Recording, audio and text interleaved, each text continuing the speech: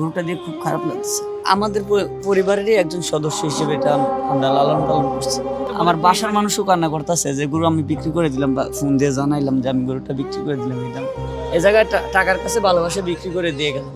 এটা আমার সাথে প্রতিদিন পদ্মা নদীতে গিয়ে গোসল করে, এটাও আমার জীবনের একটা স্মৃতি হয়ে থাকবে। শেষ মুহূর্তে গরুটা বিক্রি করে দিলাম। আপনার যেহেতু আমরা ঢাকার বাজারে নিয়ে আসছি অনেক দূর, আপনার এই জন্য বিক্রি করলাম। বাজারটা একটু খারাপ, আর এটাও বৃষ্টি বাদলের অনেক দিন যাচ্ছে, এটাও থাকার খুব কষ্ট হচ্ছে। বাজারটা মনে করেন পানিবদ্ধ হয়ে যায়। এটা কখনো আমি বৃষ্টির পানিতে ভিজাই নাই।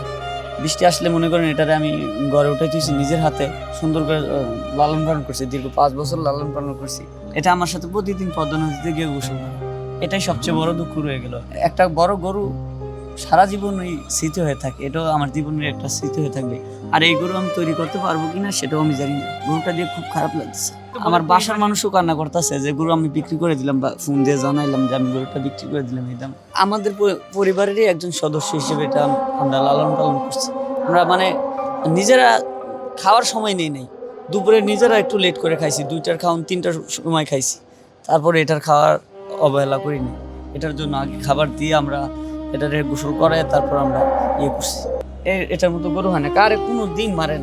এটা আমাদের বাড়ির আমার মেয়ে, আমার ছোট মেয়ে, সেও এটার জন্য আমার প্রতিদিন যাইতে অভ্যাস। আমি যদি এটার গিয়ে বলি যে নামতে, সে নামবে।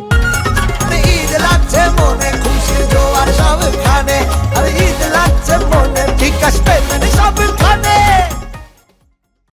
এটা 3 থাকে আমি গোসল করাই। প্রথম গিয়ে এই পানিতে নামাই, তারপর এই জায়গা ডোলে মোলে আবার একটু উপর উঠতে বললেই একটু উপর উঠে, আবার হাঁটুর আরেক থাবড়ান দিলেই মনে করেন আটটু উপর উঠে। 3 ধাপে এটারে গোসল করাই, আবার সাঁতার কাটাই। যদি দড়িটা দিয়ে বলি সাঁতার কাটে।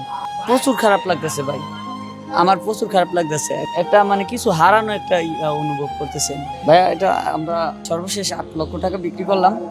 আমাদের বাসায় 6 লক্ষ টাকা দাম দিয়েছি। এই জায়গায় টাকার কাছে ভালোবাসা বিক্রি করে দিয়ে গেলাম।